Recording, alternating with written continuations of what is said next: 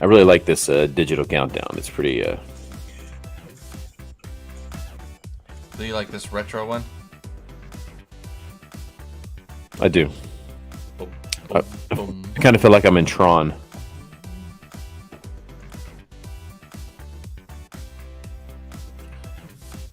Doom, Tron, right? doom, doom. Yep. Yeah.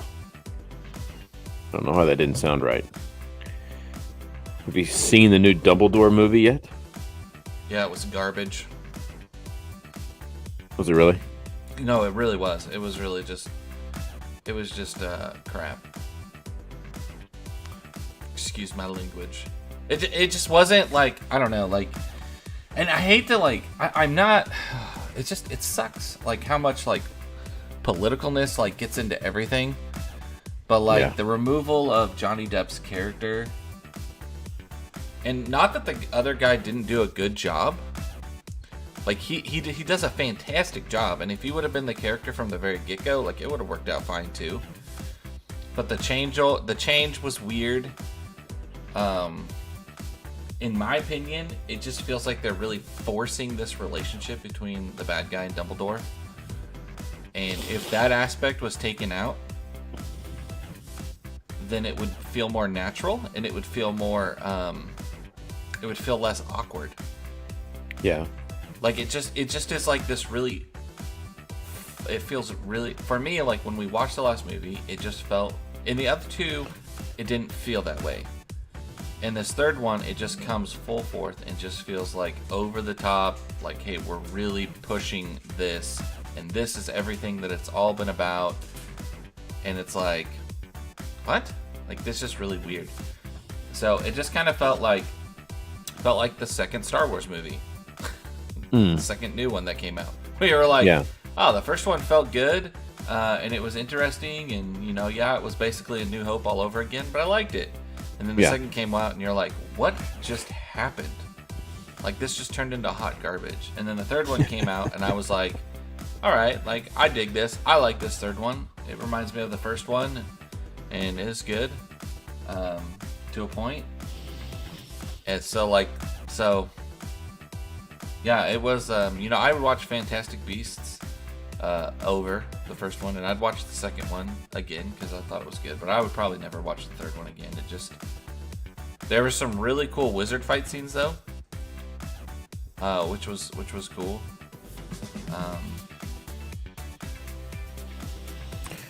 But yeah, So- I don't know. It just wasn't good. I just don't think it was good. If And it's you're really hard for me to say because if I like enjoy a movie, then I'll say it's good. Like we watched The Gods of Egypt, which is highly rated as a really terrible movie. But for me, it reminded me of the old like mummy movies that I watched growing. Yeah. Like with Brendan Fraser. Like it was fun and it was entertaining, so I enjoyed it. So to me, it was like a good movie. But yeah, so that's my opinion. I spewed for 2 minutes. It's okay. I you asked seen for it? it. I have not seen it. I'm also not a purist in that sense. So so You it's call me a interesting that purist. in some things, yes, Some things I am. I would agree. but the storyline, is important. And when they start messing with things, and like even with Captain Marvel, it didn't. I mean, the gender of Captain Marvel, I didn't really care. That's fine. But you had that one montage in the middle that was just out of place.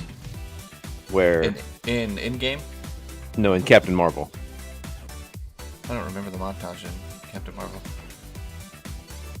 where it's all the time where she, as a little girl, had been not allowed to do the Oh. little boy things. And I thought it was you more like can, her dad wasn't believing in her. yeah. But yeah, I get you. It's like you could have given the same message without that thing in the middle that just made it completely political Right. and completely agenda driven. you can give the same message in a way that's more subtle. Still gives the same message. Well, and for me, it was like you had the good guys versus the bad guys story, and then all of a sudden it like morphed into like this really weird. Like the first movie was so good, and it was about like saving magical creatures, right? Fantastic Beasts, and then the Right. second one was like, oh, we've got to catch the bad guy, and then the third one was like, oh, this is just all about like a weird relationship between Dumbledore and this bad guy, and that's literally like everything just was hinged on that instead of like. So I don't know. Instead of like the real storyline. Well, yeah, and so you don't get to like see Dumbledore like be Dumbledore and do like cool Dumbledore things, which is what we all wanted to see. Like he's supposed to be like this world's greatest wizard, but like you have this storyline where he can't do anything. So we're all still waiting for Dumbledore to do something. Somebody else has cool. got his wand. Yeah. Oh, yeah. Till we're all growing a beard. A man's face should never be bare. We just want some facial hair. We're anticipating, yeah, everyone's waiting for a beard. Well, hey, good morning, everybody. This is Behind the Beards. Here on Behind the Beards, we take a look behind the scenes and try to reveal the things that you need to know about your ministers and ministry leaders. We are where I'm at. I'm at home. I am Josh Fowler, preaching minister in Baton Rouge, Louisiana. And in case you haven't seen us before, this is Aaron Partlow, a youth minister in Longview, Texas. What's going on this morning, Aaron? Getting ready for youth senior Sunday for you guys coming up, huh? Man, I just don't like. There's so much work that goes in, like that you just start for like May, June, July. It is phenomenal the amount of work and amount of T's and I's you have to have crossed and dotted to succeed. It feels like, and so yeah, we have our senior Sunday. You know, we our engagement minister stepped down and he's took another job, moving back home. So I've been filling in leading singing, which is an interesting topic. Like, what in church work makes you feel uncomfortable? And for me, like leading singing is one of those things that I don't know why. Like I've done it since I was like knee high. But for something in the last 4 or 5 years, like it makes me a little bit nervous. But there's a need, and I can do it, and so I've been serving in that role, helping with that, and then I'm preaching not this coming Sunday, but the Sunday after, the 15th, for our senior Sunday, and there's a lot of work that goes into like honoring your seniors and doing that in a way that is that's appropriate and that's good, and it's uplifting to them, but uplifting to the church as well, and so I want to celebrate with the church with these seniors, and then we're getting really close to June, so while you're trying to like do your senior banquet, which for me requires like getting a lot of stuff, like getting the slideshows, getting poster boards, getting articles and senior photos so we can honor them and have all this stuff, so that takes a lot of work, but it's also the time of the year where I'm like, hey, I really need those registration forms as well, so you right, have that because you're getting ready for camp and all. You have that double where like it feels, this part of ministry feels bad. The part where you have to hound people for stuff, because I know people are busy and I get it, but it doesn't change the fact that I still need this, because come June you're going to want to participate and be there, and I'm going to say, well, you have to pay like $60 more because you didn't get me a registration form, and that doesn't feel good. Because summer's expensive. Like, it's crazy. Yeah. Doing church camp, going to Soul Quest, and all these other things, like, it costs a lot of money. So. Well, and you want to recognize, everyone. I've had a couple of different instances. One was, we didn't get all the information, and at first I was just like, all right, whatever information I have, I'm putting it in there. Yeah, that's And where I'm at now. but the problem with that was there are some people who make assumptions. No, I mean, Yeah, there are people that will make assumptions about those kids based on what information is put in the bulletin or in the brochure right. or in the program. And so, it was one year we had like 8 seniors, and I just didn't have information for one of the students, and then someone decides they're going to read that into, because they don't have the information, he's not doing anything. And so, they begin to say, well, why is this kid not going to college? And why is he not doing this? And it's like I can't force people to give me info. Right. And so that created a big issue. And this is one of our smartest kids. He's actually in engineering school, and he graduated from a very highly ranked high school. And so now I'm like, okay, I'm gonna like physically call these people if I don't have the information and say, just tell me what you're doing. What's But going also, on? there's an importance for us to understand as other people that maybe a kid's not going to college. That doesn't mean that there are all kinds of options after school. Well, that opens up the whole conversation about, like, talk about conspiracy theories and everything like that. I just dove into that one, where Yeah. it was like, my age was told, like, if you want to be successful, you've got to go to college. And now you have a whole generation that's in debt that can't find work that actually pays what they said or told, and you can't pay your student loans. And so now you're, so we got people who go to like tech school or something for 2 years and are getting paid like $60, $70, $80,000, Right. for a blue collar job, which is fantastic. In a lot of senses, I'm urging my kids. I'm like, yo, go be an electrician. Like, that's great money. Right. Hey, go Well, be a and plumber. That's great money. trade school is not a lesser Not at choice, all. No, not at all. because what's going to happen if the world runs out of welders or I hate to tell you this, auto but I mechanics actually, or actually kind of feel like trade school is a little bit better than normal college. Like, that's kind of how I feel at this moment in my life. I'm like, don't go to college. Are you going to college? Don't go to college. Go to trade school. unless you want to go do something that's going to require you to have that degree, right? Go to trade school and then pay it off in your first year working. You'll still be young enough that it's acceptable to live with your parents. That's right. Then all of a sudden, like, you'll be at an age where you have a lot of money and you can put a lot of money into retirement, and you can retire when you're 40. If you could tell me I could retire in 7 years, man. I should have gone that route. Live with your I parents know. and retire in 7 years. Ministry, what did I doing? Oh, well, man, we Okay. are continuing so off our. Oh no, that's chill vibes. That's kind of I chill. don't know. I don't feel chill.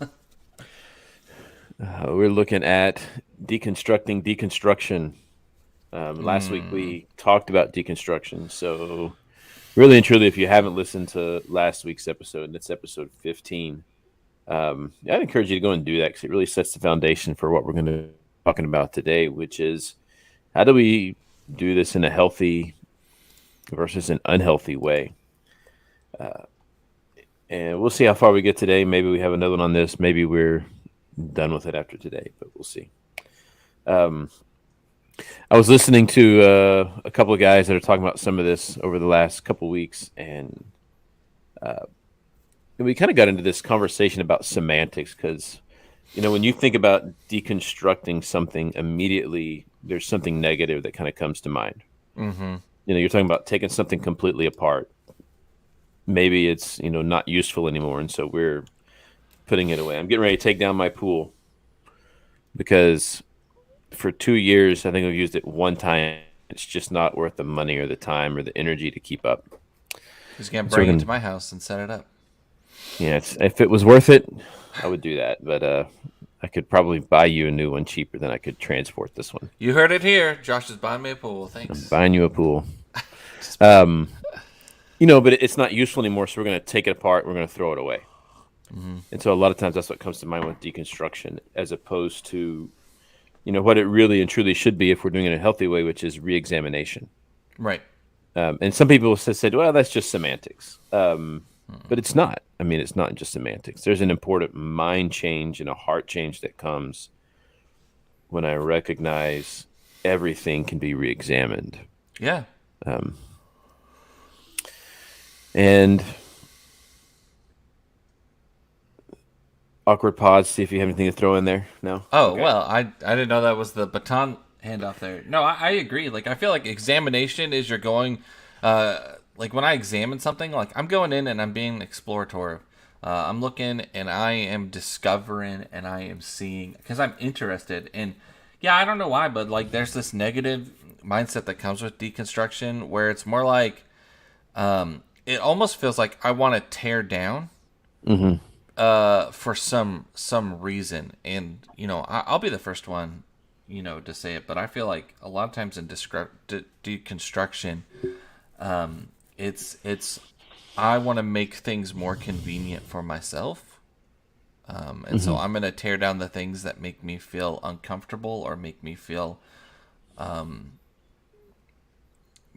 like that the things that I don't like. Those are the first things that are gonna come down. Like, those are the first dominoes that I'm going to chase after.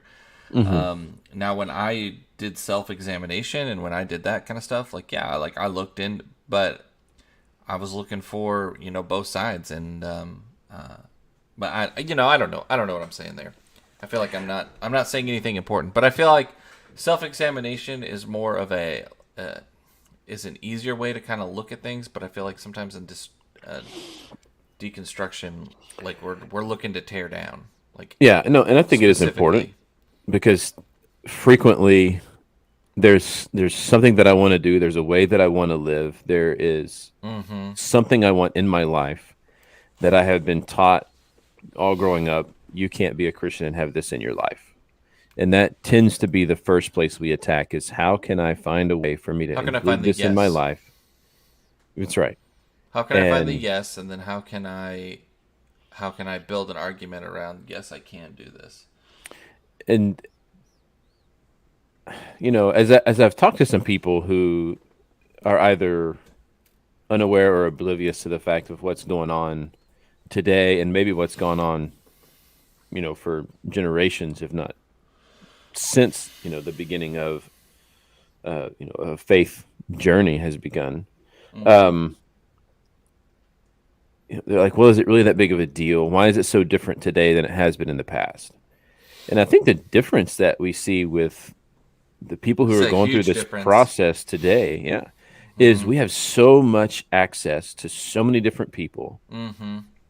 And some of them are teachers. Some of them are church leaders. Some of them are leaders of other faith groups. And they're using the Bible as a basis to say all kinds of different things. And so in the past, like when you had questions about your faith, what did you do? I sought out, to be honest, like I sought out my youth minister. I would always go and talk to my youth minister first. And then I would talk with him about it. And then I would go and I would honestly, like I would talk to my parents. And I knew that sometimes that was going to be a completely different vibe or a different idea. Sometimes I'd talk to the preacher, but not often. Actually, we used to have a question and answer box, and on the fifth Sunday of the month, the Sunday night sermon was just the preacher answering questions from the question and answer box. He would check it and he would write his sermon based on answering those questions. And so sometimes I would drop in very specific questions in that question and answer box and be there on that Sunday night to kind of hear that. But I would seek the counsel of like physically, like people who are there, and I would have real conversations about it. And a lot of times they were people who I knew wouldn't agree with me or didn't have the same idea and stuff like that. So yeah, and sometimes it's friends too, right? As you get older, always friends. Yeah, you have friends who may think differently, may think the same, but they're kind of going through the same part of life, and you bounce those things off of one another and you explore that together. Right. But those answers to our questions were always found in the context of a relationship, of someone that had our best interest at mind, at heart. And now the first place most people go to is to some preacher, some teacher, some authoritative figure online. Right. And the problem with that is they are not concerned about my well-being. They aren't concerned about my faith. They aren't concerned about my family or my future. They're concerned about promoting their teaching, their platform. And the other problem is I can go online and I can find a justification for anything. Absolutely. Yeah, that's easy. It doesn't matter how immoral, unethical, or inhumane it is. I can find a group that says this is the way to live.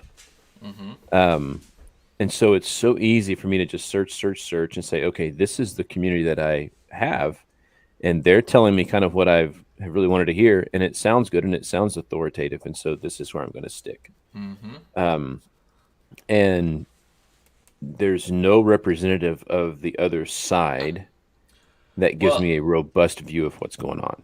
Yeah, it almost seems like we try to find a place, and I like the phrase echo chamber, right? Like we try to find a place where I can say my idea or my concept, and then it'll come back in a positive way. Yeah. Have you seen those little meme videos or whatever where somebody says something and then it like goes out in the audience is like, ah, like, and so people started making jokes about it, and they'd be like, I found 2 of the same socks. And it's like who cares? Like nobody cares. Nobody cares that you're wearing 2 different socks. Nobody. Well, there's people who do, and they should get over it. But like, I don't care if you're wearing 2 of the same socks or 2 different socks or whatever. Like, it's not a big deal. And so we try to find. Sometimes we can like search and find these places where like it doesn't matter what we say, but it's going to be echoed back to us and be like, oh yes, that's fantastic, that's good. Yeah. I actually feel like that can be a trap. Like I feel like honestly, I feel like Satan can use that to trap us. Where Satan tries to, hey, this is and I think it's part of like acceptance. You know, we want to feel acceptant. We want to feel justified for something that we feel or something that we say. Maybe it's something that the flesh is pulling us to as well. And so we want to find a place where people, will cheer us on, opposed to like, I want to find a place where honestly, I want someone to be like honest with me and be like, no, like that's not good. Like, it's not good to punch somebody in the face, Aaron, because, they were mean to you, but the world is going to be like, no, you're justified in doing that. And then, I go, well, Jesus was spat on and he didn't spit back. Jesus was slapped and he didn't slap back. Oh, that's right. I'm serving Jesus. So it's about humbling myself. It's about putting other people before me. It's about, it's not about finding an echo chamber. Yeah. And I think back to those times where you and I first started working together, like in person in Topeka, and we would meet together in the room. And the first few times we threw something up, we had a lot of cleanup to do the first time we threw something up. But first time we put something up on the board, I would put an idea up there and you'd go, yeah. And I was like, dude, if you don't like it, just say so. I think in that moment, you're like, dude, if you don't like it, say something. And I was like, all right, I don't like it. Right. And like, there was like maybe 0.4 seconds of an awkward pause. And then we just moved into, all right, well then what do we like? And we just moved into it. And I think that's like when our friendship blossomed. Well, yeah. And so, but then you get to this point where, like we've talked about before, it's like, okay, fine, you don't like it. Say you don't like it. But if you don't like it, put something in its place. Yeah, you got to give me something. You can't just say I don't like it. Yeah, you can't just throw something out. Throw something out and bring something else to the table. That's right. And so then you find that give and take, and you find that relationship where, I can say something, I can do something, and you can kind of look at me and say, hey, I hope your seatbelt's buckled here because I've got something to tell you and I don't think you're going to like it. That's right, yeah. And we need those places where people will really tell us when something is wrong, something is amiss, where something doesn't add up. Because we can get in this place where we see what we want to see and we don't recognize really what's going on. And you don't find that in those communities that we're often searching for it in. It's so important to have a community of people around us who love us and who want the best for us and who will be honest with us as we go through these parts of your examination. Right. I want to look today at some points of origin that have caused people to go through this process of reexamination, which in one way or another we always go through them, and really think about how do we deal with them in a healthy way and how do we deal with them in an unhealthy way, because there are those things. And one of those first points of origin is there are some people in our churches that are victims of abuse and severe trauma. And when people go through those things, it causes them to really question who they are. What is it about this faith? Is if this is what I'm going to get from people of faith, is this worth it? Yeah. And that is a valid question to ask. And I want to start with this because it's important to get it out there, and it's important to say if that's what you're dealing with, you need to first and foremost find somebody professionally who can walk you through that process. It makes me really sad.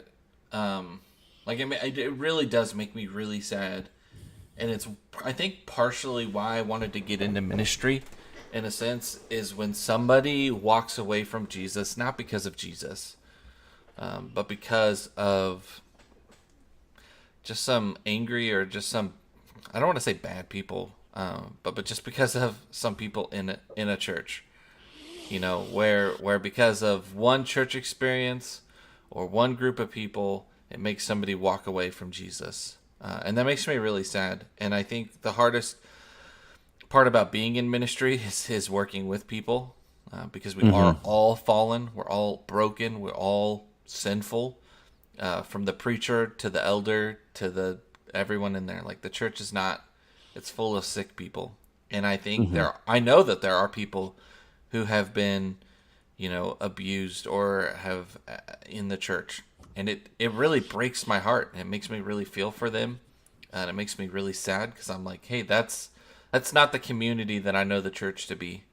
And I've seen that and I've heard that. And I've heard people's stories, and I went, man, I wish you could just find a community where, like, you would be loved and supported. But that doesn't mean that, like, everyone's going to agree with you and be an echo chamber, but they will love and support you. Right. But those things need to be dealt with on a professional level. Absolutely. We can't, there is no, we have to normalize going to therapy. There was a time where if you were going to therapy, you just weren't Christian enough. That there was no issue, whether it was depression or Just other pray kinds of about disorders. Pray it away. Your faith just needs to be stronger. Jesus will take it, and Jesus can take it. In some ways, sometimes the way Jesus takes it is through a professional counselor that helps you walk that way through. And there are some things that we just need people who are trained to help us dissect, to point out, and to cope with. Absolutely. And so those points of trauma and abuse are real. And I think one of the reasons we might have kind of downplayed those is because of how flippantly we have used terms like abuse and trauma. That we have, any hurt, anytime done something or had something happen to them, we have immediately jumped to that extreme. And I think that has devalued some of the very real points of trauma that people have experienced. I was just watching an interview where a professional counselor was talking about how now the word that's being abused and overused is the word gaslighting, and how it is like an official like counseling term, but now like it's oh, you're gaslighting me, and so now it's like one of those things where we just throw it up at everything, so then it devalues and loses its meaning for when it's like actually happening or when it's actually being used and being done. And I think that happens quite a bit. I want to normalize people going to therapy because I think, it does work and it is very good. And it is something that is healthy and normalized. And if you are super anxious or have a lot of anxiety, it can be extremely helpful to you. I think for me personally, when I say like go to therapy or counseling, I'm not saying you don't need to pray about it. You don't need to study your Bible on it and do those spiritual disciplines as well. I think you'll only seek success if you're doing both. If you are seeking, professional help, but then also seeking higher help as well. because I think God is going to loosen your heart and open you up in your therapy sessions in order to really kind of work through some of that stuff. That's my Yeah, personal absolutely. opinion. Absolutely. And, I think that's just, I guess, in an unhealthy way, we try to deal with it ourselves. And in a healthy way, we go find the help that we need to confront that and to deal with it.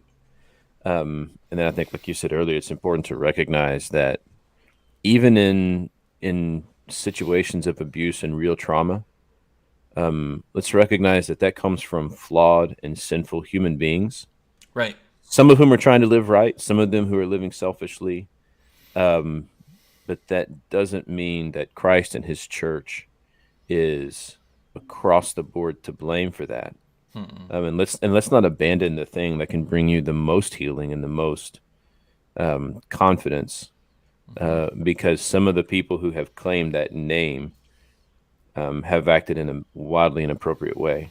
Right. And that's a long road. It's really It's hard. interesting because I can look out into the world and I can see that and I can go, man, I hope people don't think of that when they think of me. Like, that they don't associate that type of Christianity when they think of me. And I feel like I have to work pretty hard with new relationships and friendships outside of the church to prove that that's not the Jesus. That's not the type of Christian that I am. I'm trying to be more like Jesus and not trying to be more like the world. And so, but then there's this beautiful, like, kind of twist to that as well, because those people, but people have hurt me, like, they need just as much grace and mercy as I do. And I think that's where some of that beauty comes in, is when we get to a point where we can work through that grace and that mercy, and we can forgive them for being flawed, just like how I'm flawed. But Jesus is perfection and perfect. But it takes a long time. It takes a while. It takes a process to get through that and get there. And forgiveness and grace doesn't mean that trust is automatically, immediately, 100% restored. Sometimes it doesn't mean that it's ever restored. Right. That doesn't mean that a relationship is restored. Forgiveness and grace means I no longer give you permission to have a power over my life and my choices. Right. The only one who has that is Jesus. That's right. And only one. Nobody else. Not my parents, not anybody. The only one who has that power over me is Jesus. Right. And that's easy to do in points of hurt, right? Because I've known people who have been hurt by people in the church, not abuse, not trauma, but hey, I made a mistake when I was a kid, and that mistake's been held over me. Or we dealt with that choice that I made in an unhealthy way. Or something, was said, or someone said something about me, or someone else's child said something to me, and there was this rift that came about. And so there's hurt that comes on us, and there's pain that comes on us. And like, I've known people in my life who have taken decades to even think about coming back to church because of some of that hurt. Right. And I think we have to recognize those points of hurt. But like we said, before the podcast here, how loudly does the negative things proclaimed in our lives? And how often do we recognize the positive influences and the positive people that have come from that same group of people? Right. And the role that they play in my life. Very rare. Very rare. So easy it is to allow the negative to overshadow the positive and the good. And very easily, I think of all the people who hurt me at, this body of Christ, opposed to all the people who, loved on me or supported me, or even, like, encouraged me, or all these kind of things. Yeah, I agree.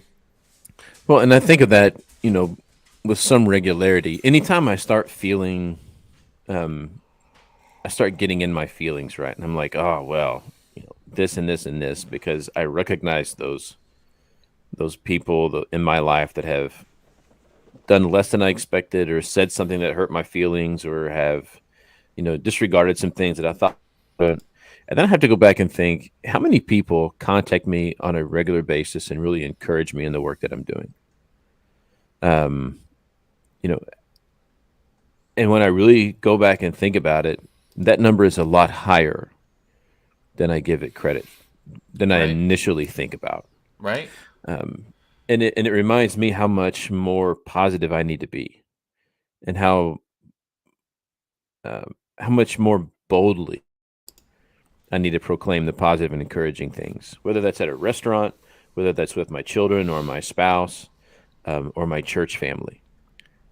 That I just don't want to assume that they know that I'm happy with them or that I'm encouraged by them, but to be that source of encouragement. I want to be a Barnabas, the son of encouragement.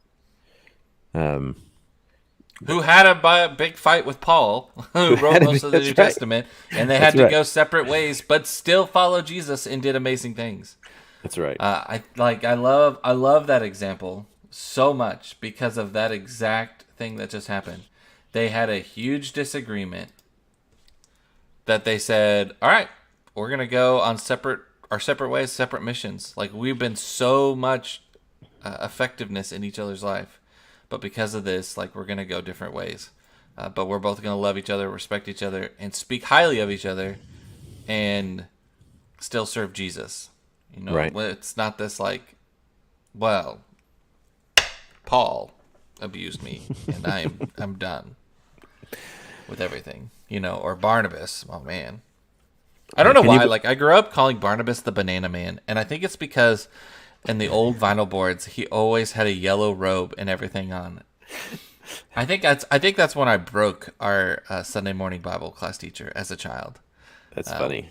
When every time she was like, "And Barnabas," I was like, "Banana Man," and she like would twitch. You know, like, What are you doing? yeah. I don't know what to do with this child. She was the coolest Bible teacher I'd ever have, though, because she was from, I think, Ireland or something. But she had like that. She had an accent, She had that brogue. and it was just like a really cool Bible class. My dad will pipe in at one point, and be like, "Oh yeah, I remember her." That hurt can be so much different when it comes from someone of influence, right? Yeah. I didn't know how to respond to Barnabas the Banana Man, so I just went No, right I on to the know, next I point know. there. So you don't catch me off guard Someone that of frequently, influence, but someone of influence, or even of somebody of, and I'm using for people who are listening on the podcast, I'm using air quotes here, but someone of like authority, right, right. even, But and it can be direct or indirect as well. absolutely. You're like the thing that makes me more frustrated in churches is I think my wife would be okay with me sharing this, but she was hurt when like it came out that their lead pastor, their preacher at their church, like had an affair. And she had a moment where she talked to me, but then she also talked to my youth ministry, talked to some other people, or she was like, well, do I need to be rebaptized? Because the person who taught me about Jesus and baptized, like, has walked away from their faith. And so those kind of things, like, can cause, like, a little bit of trauma, or can cause a little bit of, like, super questioning and things like that. I think that's where you're headed, Ish. Yeah, no, absolutely. Because that's the whole point of what we're doing here is trying to just show the humanity behind ministers and ministry leaders. That we aren't perfect. Should we be held to a higher standard? Yeah, The Bible says so. I think we should, because of the responsibility behind the calling. But at the same time, my faith isn't wrapped up in the person that's leading my church or my ministry or my group. My faith is in Jesus. It's not in that preacher. Right. It's not in that pastor. It's not in that elder. It's not even in that mentor. And does it hurt when our leaders let us down? 100%. Does it affect our faith? It does affect our faith. But it doesn't destroy my faith, and it doesn't cause me to abandon my faith. Because this is just a person. I always tell new youth ministers or new preachers, don't create a filing cabinet that you can go back and pull your sermons out and re-preach them. But keep a filing cabinet so you can go back and read your old sermons and be humbled.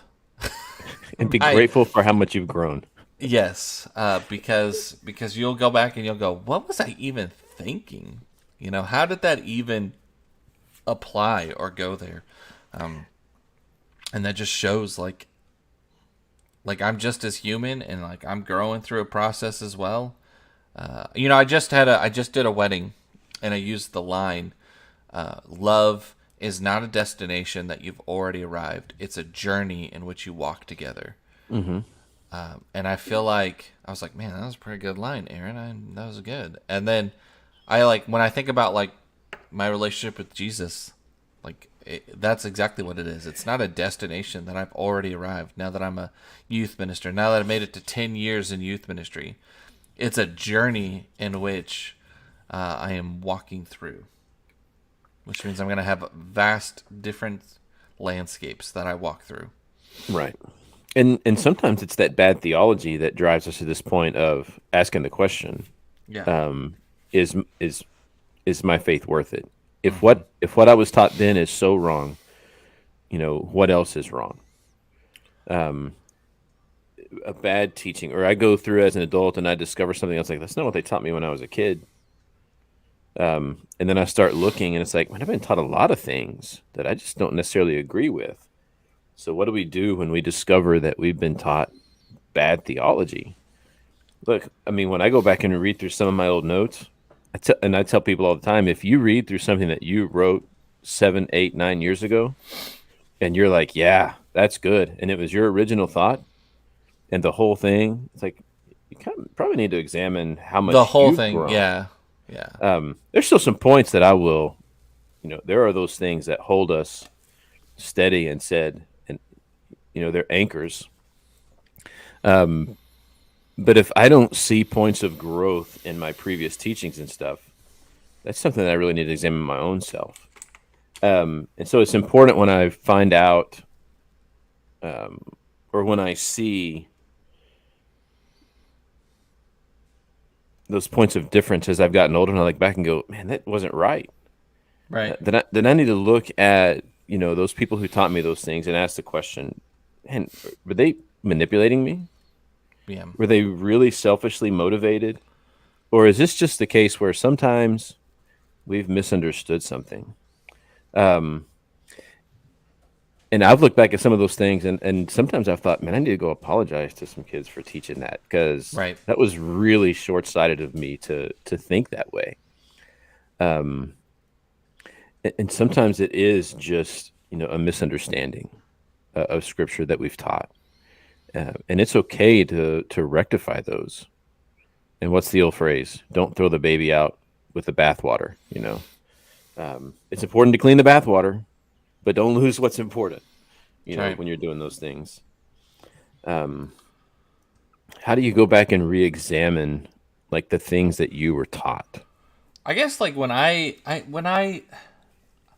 don't know, like, I always feel so silly about this, but I always come back to the same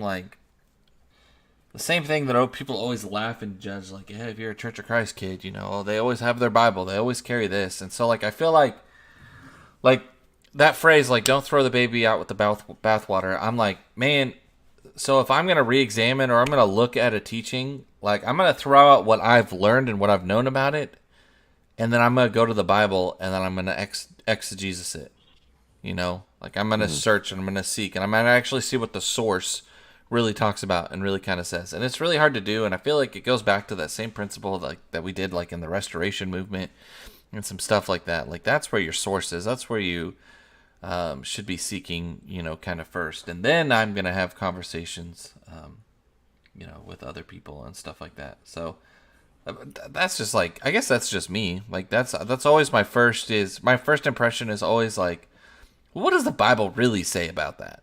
Mm-hmm. What does the Bible really say about that? Does the Bible really care what the color of the carpet is? Does the Bible really care about, where my heart is on Sunday mornings? Well, it actually kind of seems like the Bible really does care. Jesus does care where my heart is on Sunday mornings.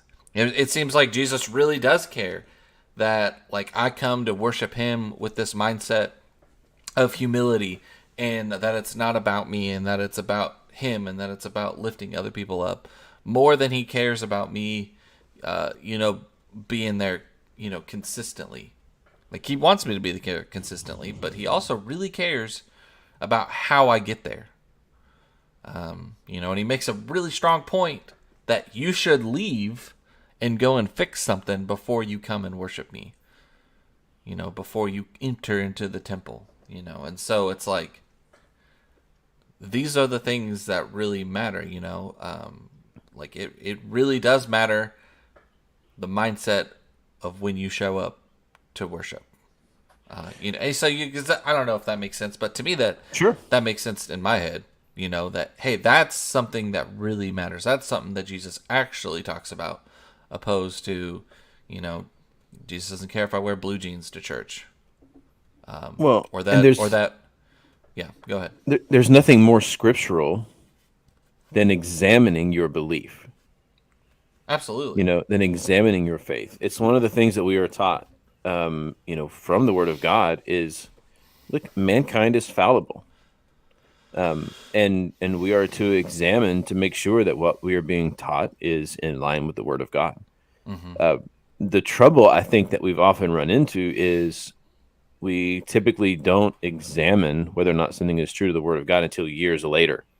Mm-hmm. Like, what's really beneficial is on Sunday after you're taught a class or if someone has preached a sermon, that if something kind of strikes you differently, that you go home and examine that. Absolutely. Yeah, don't just leave it there. Don't wait until you have some Don't leave your sacrifice at the altar. Doubt. But come back and say, hey man, I got a question. Is this really what you meant to say? This is what I heard. Yeah. Am I misunderstanding something here? And do those along the way. It's so much more healthy for us because we're growing together. But I hope that people are examining all teaching, my teaching, my preaching. Keep the good, toss the bad. And if we catch it early enough, let's correct the bad in the moment. And I wonder, sometimes I look at my own stuff and I wonder, what are my kids in 15 years going to look back at what I taught them and go, man, Dad was off on that. Old man Fowler. And so that constant, we need to be able to welcome examination in all aspects of our teaching. And that's true whether we are listeners or teachers. And we're going to have those points of bad theology. But let's fix it. Let's hold on to it. Let's go to what God really wants from us and say, this is who we are and this is who we are to be. And I think that's just, so important. For me, it also falls like there's a balance a lot of times too. Because you can preach a hard sermon on how God calls us to have a Sabbath. God calls you to rest. God calls you. And so you might hear that sermon and you might go, well, I'm not going to teach Bible class for a while because I need a Sabbath. I need to fill my cup. But then you can come to church the next week and there could be a really great sermon about how God has called you to action and God has called you to serve. And so then you're like, oh, well, maybe I do need to teach Bible class. Maybe I do need to, volunteer and help in this. And I think like we have to be able to find a place in our life where we can find that peace. We can find our Sabbath, but we can also like be called to action.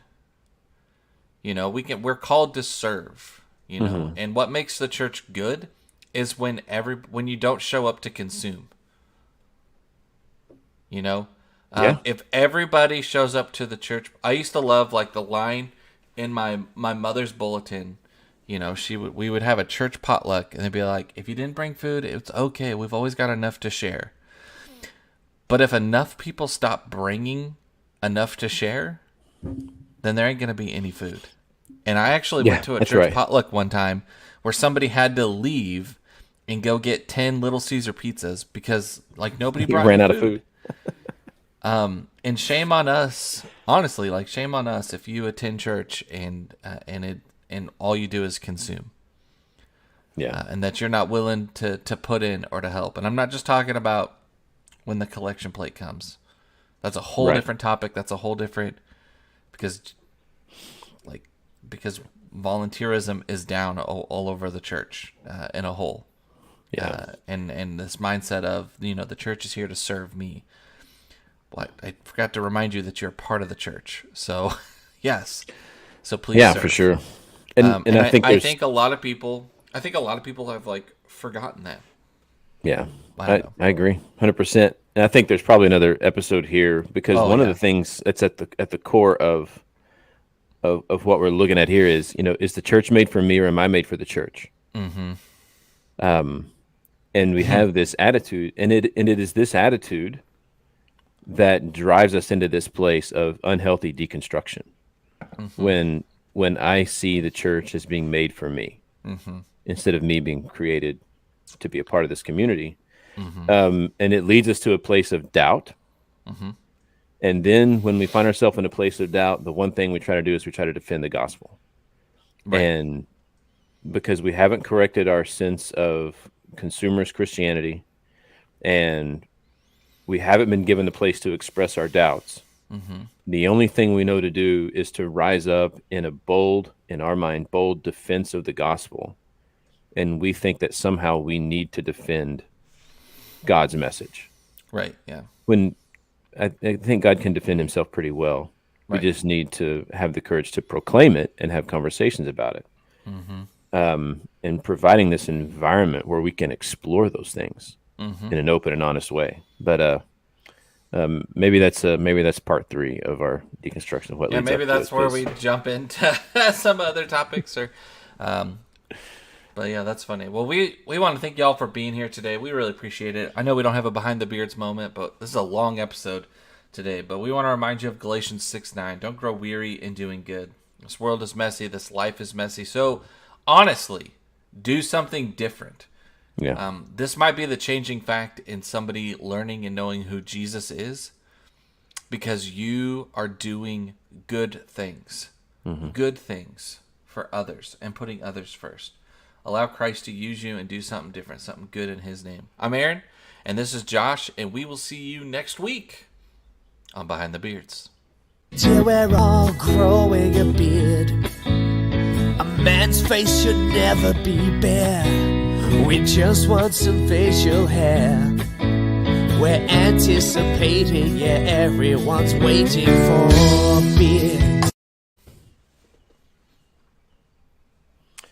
I can't remember if I told you last week. Did I tell you that I get to keep the beard for football season this year? You did tell me you get to keep the beard for football season. Nothing has made. I don't know. That's not true. I started saying nothing's made me happier. Yeah, that's funny. That's probably not fully accurate.